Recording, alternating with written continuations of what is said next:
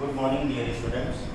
Now today I have to start the next lecture of the chemistry, that is the Nernst equation. हम लोगों ने बेटा इसके पहले हम लोगों ने इलेक्ट्रोकेमिकल सेल के बारे में पढ़ा। इलेक्ट्रोकेमिकल सेल से हम लोग कैसे इलेक्ट्रोड पोटेंशियल का मेजरमेंट करते हैं उसके बारे में पढ़ा, और इसी तरह हम लोगों ने बहुत सारी चीज़ें इलेक्ट्रोकेमिस्ट्री में पढ़ी। अब हमारा जो टॉपिक है वो है आपका नर्स्ट इक्वेशन। देखो, नर्स्ट ने एक इक्वेशन दिया जिसका इस्तेमाल हुआ for finding the EMF of cell at any concentration. तो किस लिए? EMF of cell at any concentration पर फाइंड आउट करने के लिए हमारा क्या इस्तेमाल होता है? नर्स्ट इक्वेशन इस्तेमाल होता है। ठीक है, तो आइए हम लोग बढ़ते हैं नर्स्ट इक्वेशन की तरफ। तो देखो, नर्स्ट इक्वेशन में that is E cell equals to E not cell minus RT upon NF ln K, this is your Nernst equation. क्या है बेटा? यह है आपका नर्स्ट इक्वेशन। नर्स्ट इक्वेशन में ये जो ई सेल है, this is what? Electrode potential. क्या चीज? Electrode potential. E not cell क्या है? ई नॉट सेल है standard electrode potential, standard electrode potential. R क्या है यहाँ पास? आर है आपका मोलर गैस कांस्टेंट। आर है आपका मोलर गैस कांस्टेंट, और मोलर गैस कांस्टेंट कितना है आपका? 8.314। ठीक। एन क्या है तुम्हारा? एन है आपका नंबर ऑफ इलेक्ट्रॉन्स। ठीक। एफ क्या है आपका? Faraday constant. एफ क्या है? फैराडे कांस्टेंट, जिसकी वैल्यू होती है 96487 और 96500 कूलम। ठीक। के क्या है आपका? के है आपका इक्विलिब्रियम।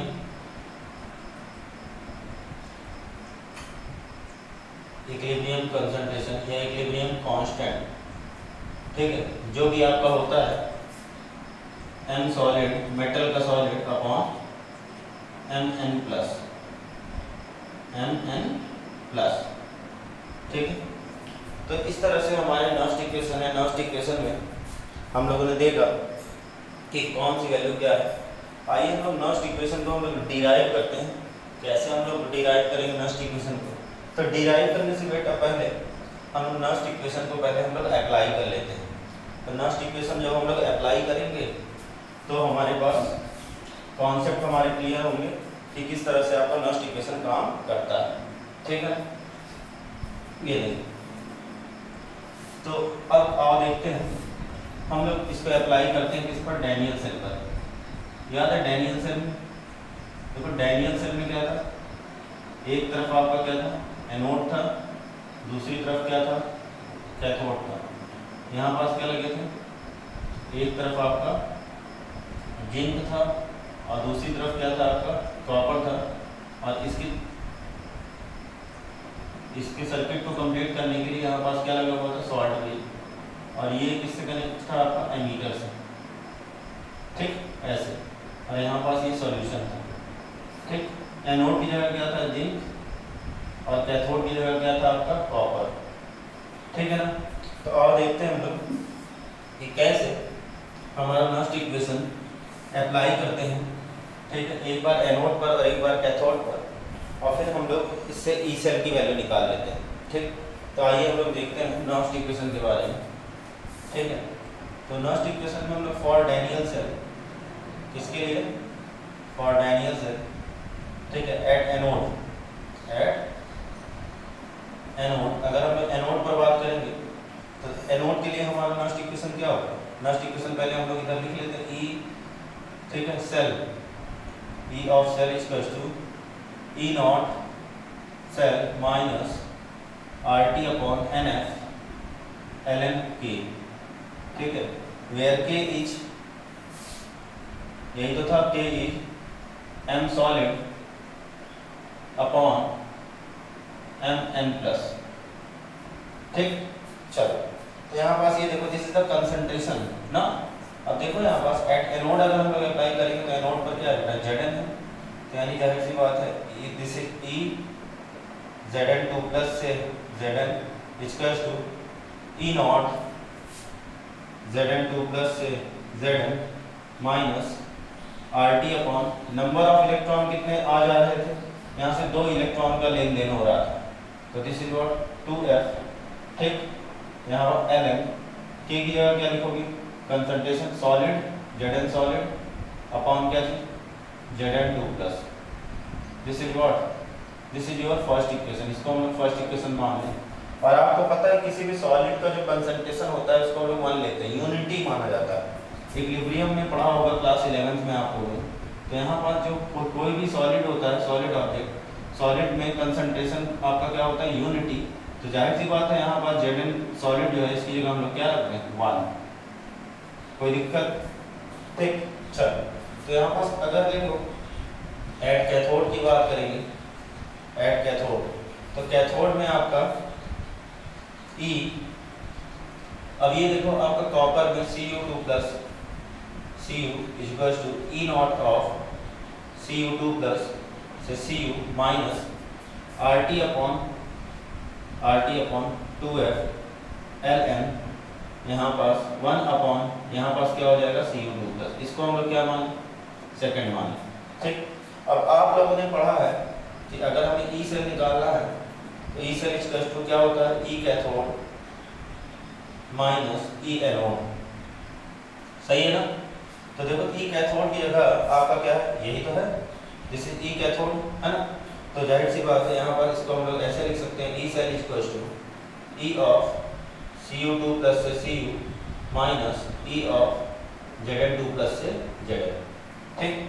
इसकी जगह बेटा वैल्यू रख दिया जाए तो यहाँ पास ये देखो, इसकी जगह हम लोग क्या रख सकते हैं, ये पूरा का पूरा नॉस्ट इक्वेशन, यानी नॉस्ट इक्वेशन में आपका ये हो जाएगा E नॉट Cu2 प्लस से Cu, ठीक, minus RT upon 2f Ln 1 upon Cu2 plus, ठीक, सही है, माइनस माइनस यहाँ पास E ऑफ एनोड की जगह क्या है, ये रहा, तो ये क्या हो जाएगा E नॉट ऑफ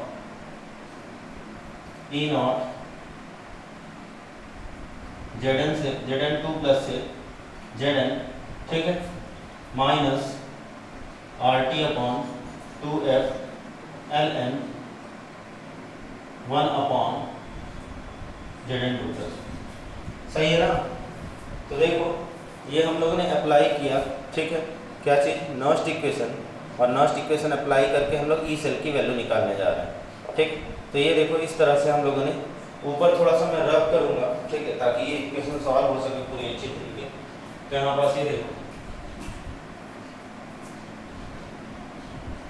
तो अब देखो यहाँ पास बेटा, यहाँ पास ई सेल इक्वल्स टू यहाँ पास कुछ कॉमन दिख रहा है, बिल्कुल यहाँ पास तुम्हें कॉमन दिख रहा होगा, ये देखो RT अपॉन 2f, देखो दोनों जगह क्या है, कॉमन है, तो ब्रैकेट को ओपन कर लिया जाए, तो ब्रैकेट को ओपन कर लोगे तो this E not Cu2 plus से Cu minus E not Zn2 plus से Zn, E से E नॉट सेल वाली वैल्यू अलग लिख लिया, और देखो माइनस RT अपॉन NF, आपने जब कॉमन लिया तो यहाँ पास ये देखो, ये बचेगा आपका Ln 1 अपॉन Cu2 प्लस, सही है ना, 1 अपॉन, नहीं, हाँ ये देखो यहाँ पास क्या बच जाएगा बेटा, 1 upon Zn2 plus minus Ln 1 upon Cu2 plus. आप देखो ध्यान से, यहाँ पास ये माइनस माइनस बेटा प्लस हो जाएगा, और देखो ये कॉपर वाला माइनस ही है, तो इसलिए देखो हम लोगों ने प्लस वाली वैल्यू पहले लिखी और माइनस वाली बाद में, ठीक है ना। तो don't be confuse on that point. तो नेक्स्ट देखिए, इसी को मैं आगे देखने जा रहा हूँ। अब देखो हमें पता है E नॉट ऑफ सेल, ठीक है, यहाँ पर E सेल इक्वल्स टू, हम लोग इसकी जगह क्या लिख सकते हैं, this is E naught of cell, that is E naught of cathode minus E naught of anode equals to E naught cell minus RT upon NF या 2f, ठीक है, 2f था ना बेटा, 2f, यहाँ पास ये देखो log m minus log n, कैसे, तो दिस इज व्हाट Ln, क्या हो जाएगा बेटा, Ln Zn2 plus upon what Cu two plus. ठीक है, तो इस तरह से हमारा क्या हो जाएगा, आपका नस्ट इक्वेशन टूटा और नस्ट इक्वेशन टूट कर हमारे डैनियल सेल पर हमने क्या कर दिया, इसको अप्लाई कर दिया। ठीक है, तो डैनियल सेल पर अप्लाई करने पर हमारा ये आया आपका नस्ट इक्वेशन। ठीक है, हो गया। तो हम लोगों ने नस्ट इक्वेशन लिया और नस्ट इक्वेशन को हम लोगों ने अप्लाई किया किस पर, डैनियल सेल पर। आइए अब हम लोग देखते हैं नस्ट इक्वेशन का डेरिवेशन। और नस्ट इक्वेशन के डेरिवेशन देखने के बाद हम लोग नस्ट इक्वेशन से हम लोग बहुत सारे न्यूमेरिकल करेंगे। सबसे ज़्यादा इंपॉर्टेंट टॉपिक है इस चैप्टर का आपका नस्ट इक्वेशन। ठीक है, तो बहुत ही अच्छे से आपको इसको देखना है। ठीक है, कहीं पर भी आपको कोई दिक्कत नहीं आनी चाहिए। चलिए, तो बेटा यहाँ पास एक मिनट, ये बेटा ऐसे ही होगा, this is what Cu2 plus, minus भी तो कॉमन लिया है Zn2 प्लस। ठीक है, तो आइए हम लोग नस्ट इक्वेशन का डेरिवेशन देखते हैं। ठीक है, इसको नस्ट इक्वेशन को अप्लाई किया, जहाँ पर भी आपको डाउट होगा तो वो बताइएगा। अब देखिए, तो नस्ट इक्वेशन को हमें क्या कर लेना है, नस्ट इक्वेशन को हमें याद कर लेना है। नस्ट इक्वेशन क्या होता है बेटा, नस्ट इक्वेशन आपका होता है क्या चीज, E naught, E cell equals to E not of cell minus R T upon N F L N K. ठीक है, यही होता है ना। चल, तो अब देखो हम लोग नस्ट इक्वेशन का डेरिवेशन देखने जा रहे हैं। डेरिवेशन ऑफ नस्ट इक्वेशन, क्या चाहिए बेटा, डेरिवेशन ऑफ नस्ट इक्वेशन। तो आइए नस्ट इक्वेशन को जब हम लोग डिराइव करेंगे, ठीक है, तो आपके बहुत अच्छे से नस्ट इक्वेशन से ऊपर आपका कॉन्सेप्ट क्लियर हो जाएगा। आइए देखते हैं। तो नस्ट इक्वेशन के लिए पहले हम लोग एक इक्विलिब्रियम रिएक्शन लिख लेते हैं। Equilibrium reaction is AA plus BB is in equilibrium CC plus DD। ठीक है, यहाँ पास आपको पता है Q क्या होता है, Q is the quotient factor. Quotient factor अभी इसका हम लोग इस्तेमाल करेंगे। ठीक है, तो अब देखो यहाँ पर डेरिवेशन ऑफ नस्ट इक्वेशन में हमने ये इक्विलिब्रियम इक्वेशन लिखी। अब इक्विलिब्रियम इक्वेशन लिखने के बाद अगर हम Q की वैल्यू निकालते हैं तो दिस इज व्हाट C की पावर C, D की पावर D अपॉन A की पावर A और B की पावर B। सही है ना। Concentration of product upon concentration of reactant raise to the power its numerical coefficient, यही होता है आपका। ठीक है, K या Q की वैल्यू यहाँ पर अगर इसको K निकाल रहे हो तो इक्विलिब्रियम कांस्टेंट, और आपको पता है Q is less than K then reaction moves in the forward direction. ठीक है, क्लास 11 में पढ़ा होगा, Q is greater than K then this moves in the backward direction. ठीक है, तो और देखते हैं हम लोग यहाँ पास। तो अब देखो बेटा, this is the equilibrium equation. अब इक्विलिब्रियम इक्वेशन पे हम लोगों ने याद है गिब्स फ्री एनर्जी इक्वेशन पढ़ी थी। क्या थी, delta G equals to delta G naught. ठीक, delta G equals to delta G naught plus क्या चीज RT ln K, यही पढ़ी थी। और एट इक्विलिब्रियम डेल्टा G की वैल्यू क्या होती है, 0। ठीक है, at equilibrium delta G equals to क्या चीज, 0। ठीक, अब हम लोग अब देखते हैं यहाँ पास एक छोटा सा कॉन्सेप्ट। ठीक है, तो हम लोगों ने क्या किया, कुछ नहीं किया, एक इक्विलिब्रियम इक्वेशन लिखी और इक्विलिब्रियम इक्वेशन लिखकर हम लोगों ने क्या लिखा, हम लोगों ने K की वैल्यू लिख ली, इक्विलिब्रियम कांस्टेंट निकाला। फिलहाल इसकी जरूरत नहीं पड़ेगी। ठीक है, और यहाँ पर डेल्टा G की वैल्यू लिख दिया, delta G equals to delta G naught plus RT ln K। ठीक, तो आइए देखते हैं हम लोग यहाँ पास। तो ये देखो बेटा, अब हम लोग अगर हम लोग इलेक्ट्रिक पोटेंशियल की बात करें, किसकी, इलेक्ट्रिक पोटेंशियल की, तो इलेक्ट्रिक पोटेंशियल क्या होता है बताओ। Electric potential is nothing but work done by unit positive charge to bring from infinity to bring from unit to bring from infinity to that point। यही तो होता है फिजिक्स में, आप लोगों ने पढ़ा होगा, ठीक है ना, कि यूनिट पॉजिटिव चार्ज को, ठीक है, एक जगह से दूसरी जगह ले जाने में जितना भी वर्क डन होता है उसी को हम लोग क्या कहते हैं, इलेक्ट्रिक पोटेंशियल कहते हैं।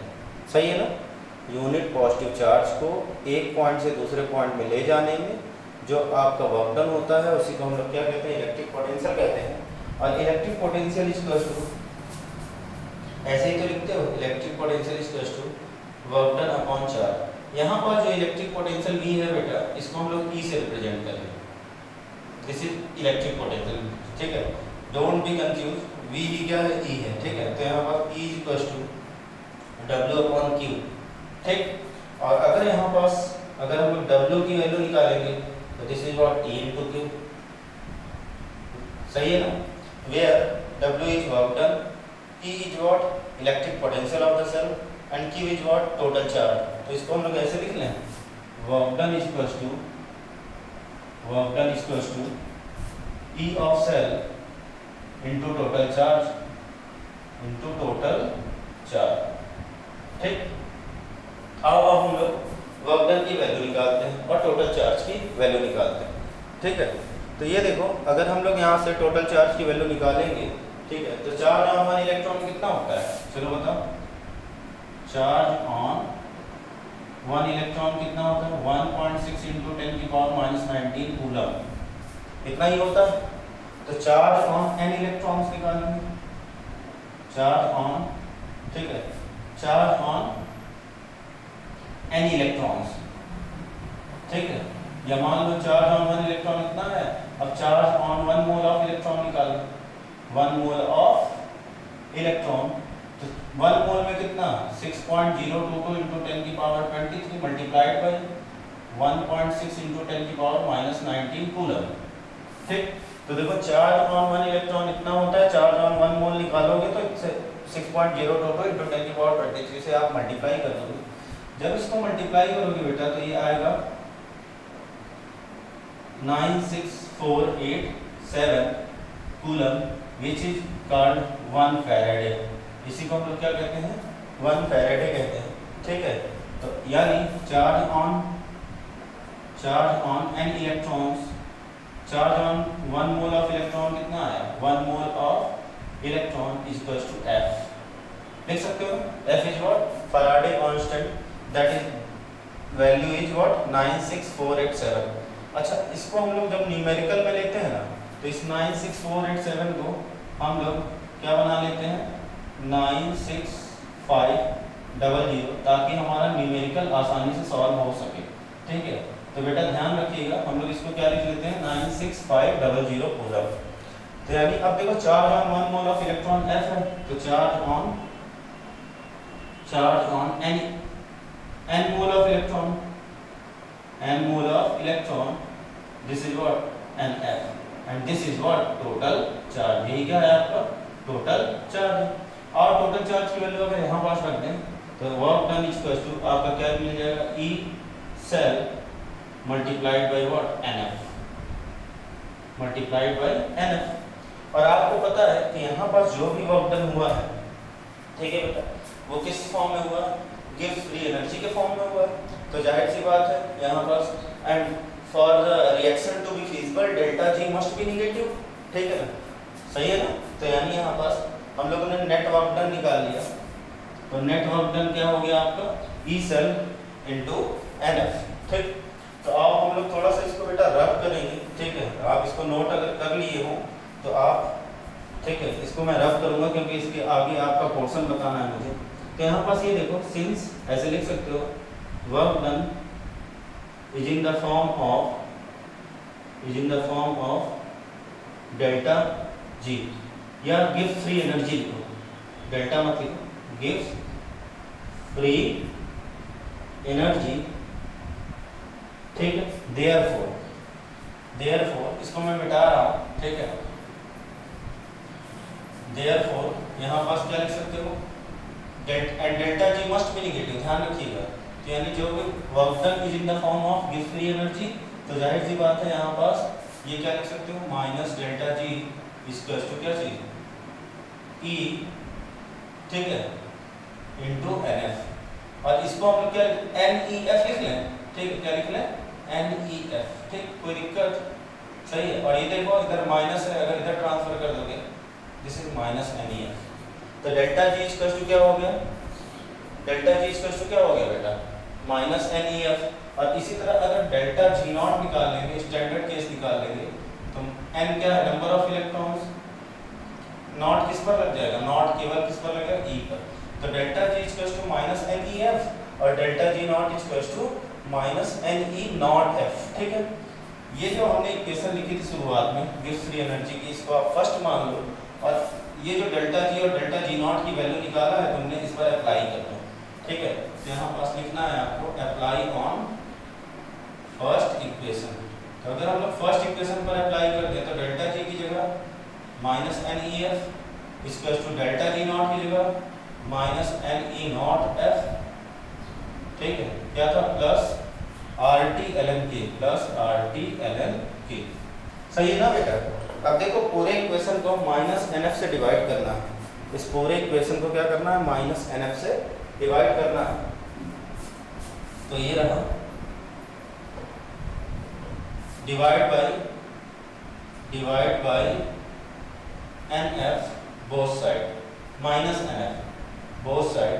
तो अगर both side n F minus n F से डिवाइड करोगे तो यहाँ पास ये क्या है n E F equal to minus N E not F plus R T L N के।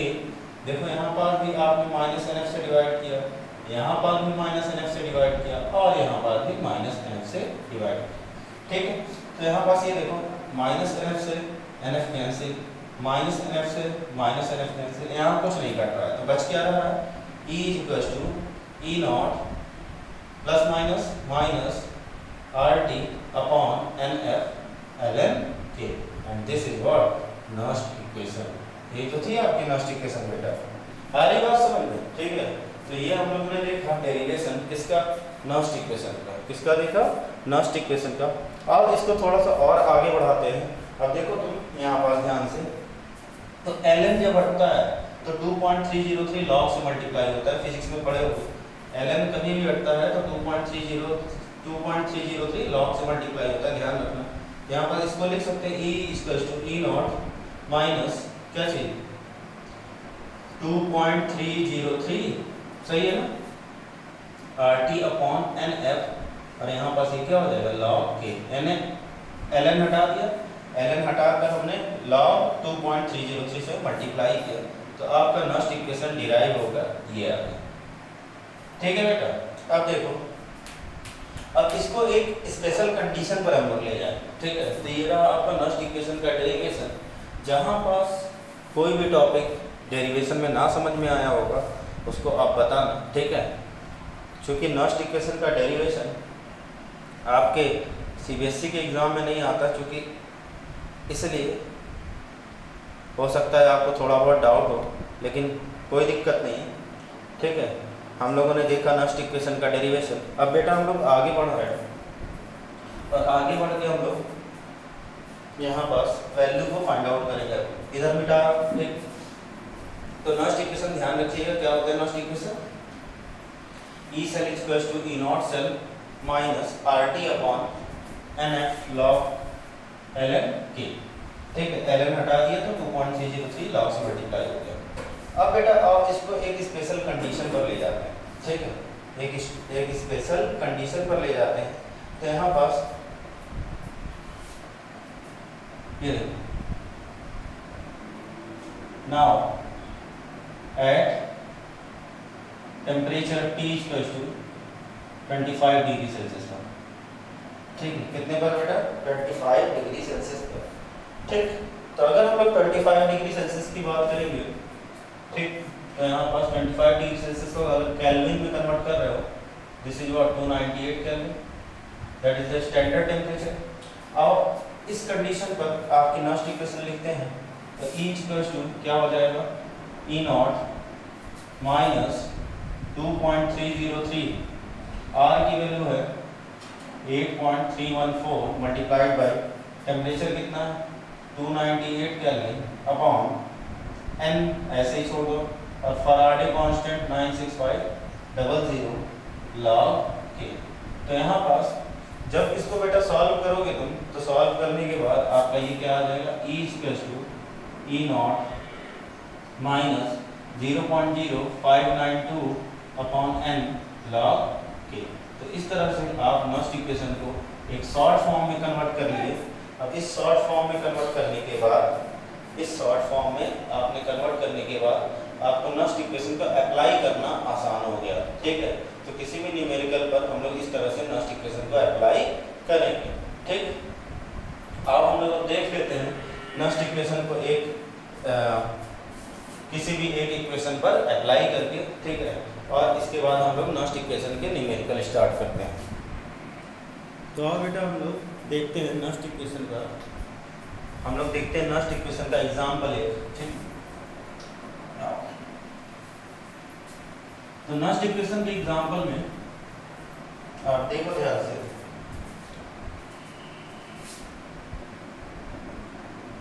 ये रहा आपका एक इलेक्ट्रोकेमिकल सेल जहां पास क्या लगा हुआ है, सॉल्ट ब्रिज लगा हुआ है। ठीक, इस तरह से सॉल्ट ब्रिज लगा हुआ है। ठीक, और यहाँ पास हम लोग ले लेते हैं निकिल। क्या ले लेते हैं बेटा, निकिल, अब की बार एनोड की जगह। और यहाँ पास कैथोड की जगह हम लोग ले लेते हैं सिल्वर। ठीक, और इसको किससे कनेक्ट कर देते हैं, इसको कनेक्ट कर देते हैं आपका एमीटर से। और एमीटर से कनेक्ट करने के बाद हम लोग यहाँ पास ले रहे हैं इसका इलेक्ट्रोलाइटिक सॉल्यूशन।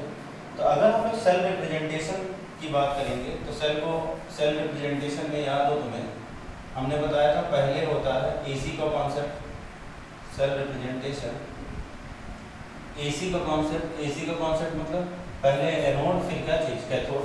एनोड पर क्या, एनोड में जब लिखेंगे तो पहले क्या चीज, इलेक्ट्रोड, देन इलेक्ट्रोलाइट, देन आपका क्या चीज, इलेक्ट्रोलाइट, डबल स्लैश कैथोड में, then electrolyte, then electrode. Electrolyte क्या है हमारे पास Ag प्लस, और इलेक्ट्रोड क्या है आपका Ag।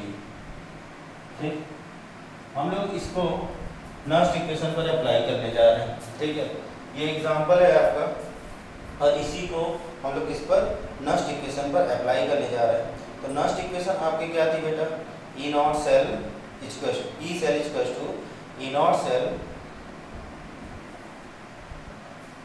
E0 cell minus RT upon NF log K, यही तो थी, है ना। तो आओ यहाँ पास अगर हम लोग ये इक्वेशन लिख ले, तो इक्वेशन में ये देखो Ni प्लस 2Ag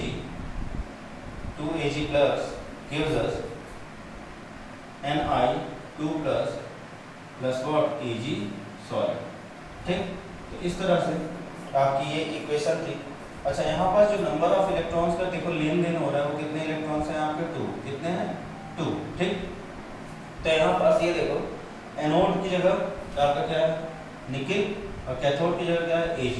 ठीक, तो हम लोग देख रहे हैं यहाँ पास, अब देखो यहाँ पास नॉस्ट इक्वेशन क्या था आपका, E cell = E0 cell minus RT upon NF ln K। ln हटा दो तो यहाँ पास 2.303 हो जाएगा। क्या दिक्कत है, 2.303 log RT upon NF log K। ठीक, इस पर बेटा हम लोग अप्लाई करने जा रहे हैं K is equilibrium concentration. K क्या है आपका, इक्विलिब्रियम कंसंट्रेशन है। और इक्विलिब्रियम कंसंट्रेशन में ऊपर एनोड होता है और नीचे क्या होता है आपका, कैथोड होता है। ऊपर क्या होता है, एनोड होता है, और नीचे क्या होता है आपका, कैथोड होता है। तो आप देख लेते हैं, तो यहाँ पास लिखो चलो, तो ये हो जाएगा E सेल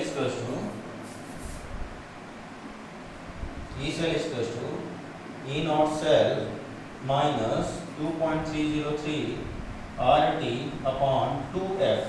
सही है ना, 2 इलेक्ट्रॉन्स का लेन देन हो रहा है। लॉग यहाँ पास K की जगह क्या लिखेंगे, concentration of anode upon concentration of cathode. Anode की जगह क्या है आपका, निकिल, इक्वेशन में देखो, और कैथोड की जगह क्या है, Ag प्लस। तो Ag प्लस देखो बैलेंस है, और बैलेंस के आगे हमारे पास क्या लगा कोफिशिएंट, तो कोफिशिएंट कितना है 2, ये इसलिए ये किस में चला जाएगा बेटा स्क्वायर में, किस में चला जाएगा आपका स्क्वायर, ठीक है। बाकी आपका क्वेश्चन में टेम्परेचर दिया रहेगा, आर की वैल्यू दी रहेगी, फराडे कांस्टेंट आपको पता है, आर की वैल्यू पता है, टेम्परेचर दिया रहेगा, ई नॉट सेल आपका कैलकुलेट करना पड़ेगा, E not of cathode minus E not of anode करके, ठीक है।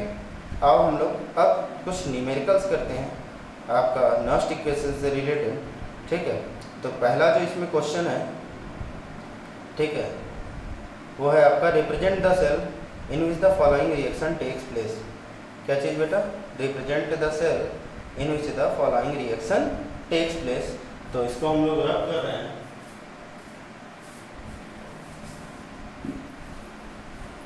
क्वेश्चन लिखिएगा, एनसीईआरटी का क्वेश्चन है बेटा, ठीक है।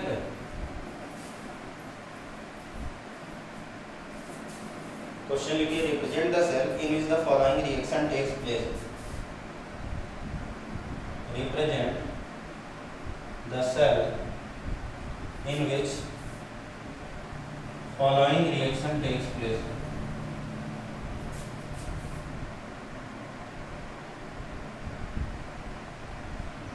इन which following reaction takes place, ठीक। तो आइए देखते हैं हम लोग रिएक्शन जो दिया हुआ है इसके बारे में। और रिएक्शन दिया हुआ है आपका Mg plus Mg solid, question है बेटा, ठीक है, एनसीईआरटी का। Mg solid plus 2Ag plus 2Ag plus, और बगल में इसका कंसंट्रेशन दिया हुआ है 0.0001 मोलर कंसंट्रेशन, ठीक है, गिव्स अस Mg2 प्लस, और Mg2 प्लस का कंसंट्रेशन दिया हुआ है 0.130 molar concentration plus 2Ag solid, ठीक है। तो ये दिया है तुम्हारा क्वेश्चन, और बोला है calculate E cell if, calculate its E cell की वैल्यू निकालना है if E not cell is equals to 3.17 volt, कितना बेटा 3.17 वोल्ट, ठीक है। ये पहला क्वेश्चन है न्यूमेरिकल एनसीईआरटी का, जिस पर हमें नस्ट इक्वेशन को अप्लाई करना है। क्या करना है बेटा, पहला इक्वेशन है जिस पर हमें नस्ट इक्वेशन को क्या करना है, अप्लाई करना है, ठीक।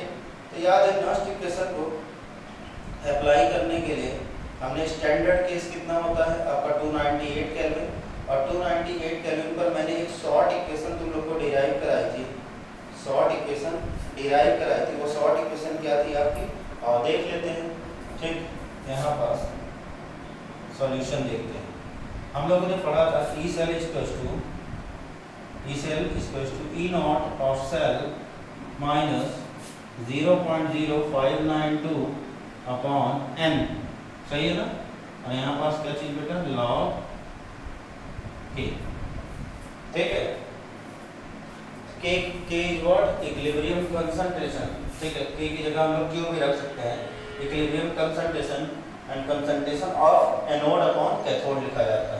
देखो ई नॉट सेल की वैल्यू यहाँ पास दी हुई है, कितनी दी हुई है 3.17 माइनस 0.0592 अपॉन n की वैल्यू कितना है, n आपका 2 है, ठीक। और ये लॉग k कितना है, k आपका concentration of anode upon cathode, anode की जगह क्या है Mg, दिस इज व्हाट 0.130, ठीक है, अपॉन ये देखो Ag प्लस का कंसंट्रेशन दिया हुआ है, और यहाँ पास 2 कोफिशिएंट में लगा हुआ है, ठीक है। तो पहले आओ इसको लिख ही देते हैं ऐसे, ये क्या हो जाएगा बेटा Mg plus Mg2 plus upon यहाँ पास क्या लिखोगे Ag प्लस का क्या चीज होल स्क्वायर, ये देखो कोफिशिएंट लगा हुआ है।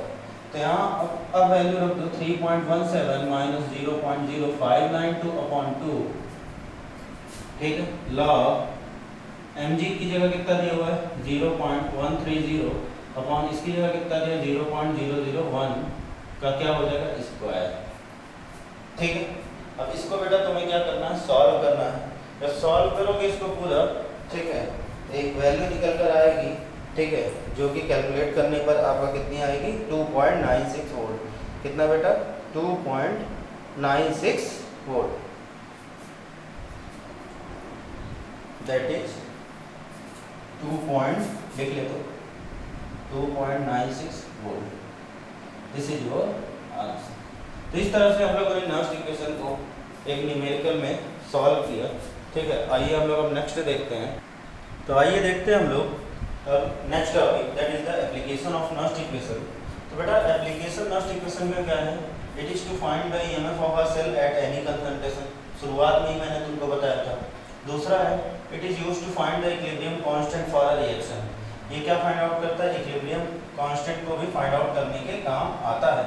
तीसरा है आपका find Gibbs energy of a reaction, Gibbs energy for a reaction के लिए हम लोगों ने इक्वेशन लिखी थी delta G equals to minus N E F, या तो delta G not equals to minus N E not F. जब हम लोगों ने इस आपका नॉस्ट इक्वेशन को जब डिराइव कर रहे थे तो ये इक्वेशन अब हमने आपका कैलकुलेट किया था, निकाला था।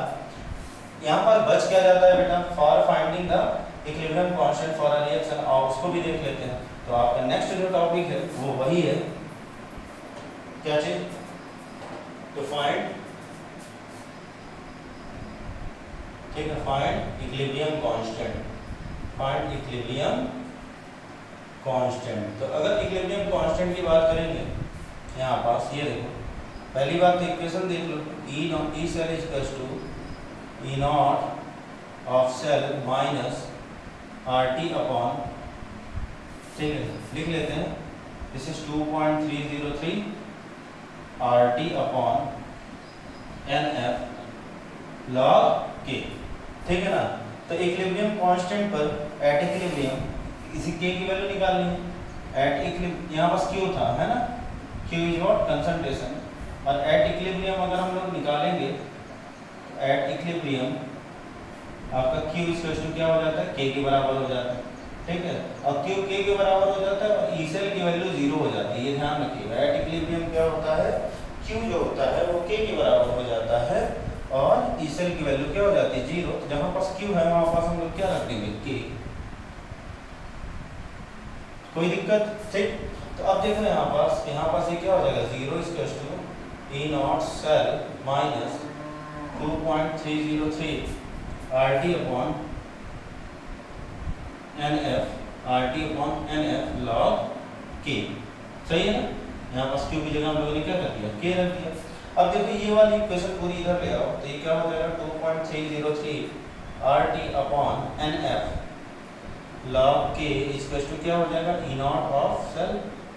अब यहाँ से लॉग के की अगर वैल्यू निकालोगे तो लॉग के बराबर क्या हो जाएगा, E not cell multiplied by N F upon 2.303 into R into T, सही है ना, यही होगा, ठीक है। तो इस तरह से हम लोग लॉग के की वैल्यू निकाल लेंगे। अब के निकालना होगा लास्ट में, तो हम लोग क्या कर देंगे, एंटी लॉग ले लेंगे, और एंटी लॉग लेकर हम लोग क्या कर देंगे, वैल्यू को कैलकुलेट कर देंगे, ठीक। तो यहाँ पास अब इसी को लेट अस सपोज अगर किसी एक इक्वेशन पर अप्लाई कर दिया जाए, किसी एक इक्वेशन पर अप्लाई कर दिया जाए, तो आओ देख लेते हैं फॉर डैनियल सेल, किसके लिए, डैनियल सेल के लिए देख लेते हैं। तो अब इधर हम लोग देखते हैं for Daniel cell, for Daniel cell, Daniell cell के लिए याद है ई नॉट सेल की वैल्यू कितनी होती है, 1.1 वोल्ट, कैलकुलेट करके बेटा बताए थे, ठीक। तो यानी ये देखो यहाँ पास क्या हो जाएगा, log k equals to this is E not cell 1.1, n कितना होता है 2, फराडे 96500 अपॉन यहाँ पास 2.303, r क्या है 8.314, और टेम्परेचर कितना लेंगे 298 के, ठीक है।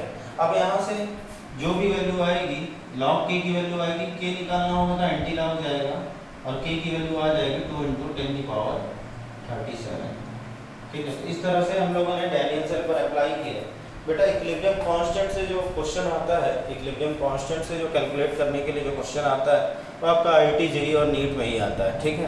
बोर्ड के एग्जाम में बहुत मुश्किल है कि पूछे, बोर्ड के एग्जाम में केवल डेल्टा जी और ई नॉट की वैल्यू ही निकालने के लिए बोलेगा, ठीक है।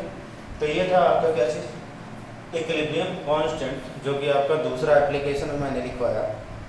ठीक है, अब हमारे पास केवल क्या बचे हुए हैं, न्यूमेरिकल्स। ठीक है, जो कि आपके एनसीईआरटी के न्यूमेरिकल्स होंगे। ठीक है, आओ देख लेते हैं। एक क्वेश्चन एनसीईआरटी का इक्विलिब्रियम कांस्टेंट पर दिया भी हुआ है और उसको देख लेते हैं, तो फिर हम लोग इस चैप्टर को, ठीक है, आज के लेक्चर को हम लोग समाप्त करते हैं। ठीक है, फिर बाकी हम लोग नेक्स्ट लेक्चर में मिलेंगे।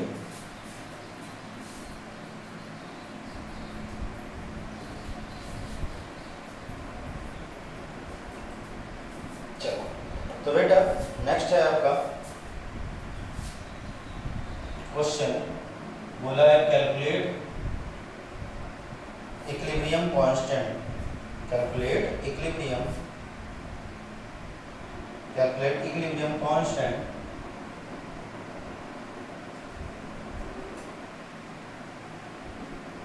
calculate equilibrium constant, that is Cu solid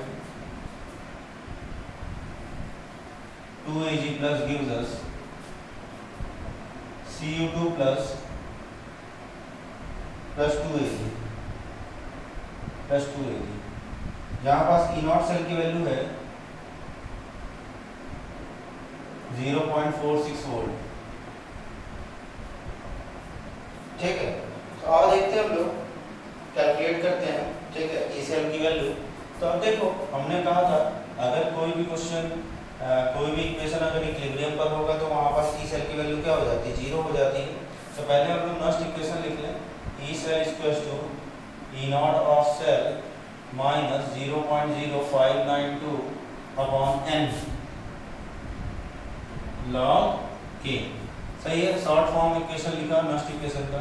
E cell बराबर कितना होता है, 0।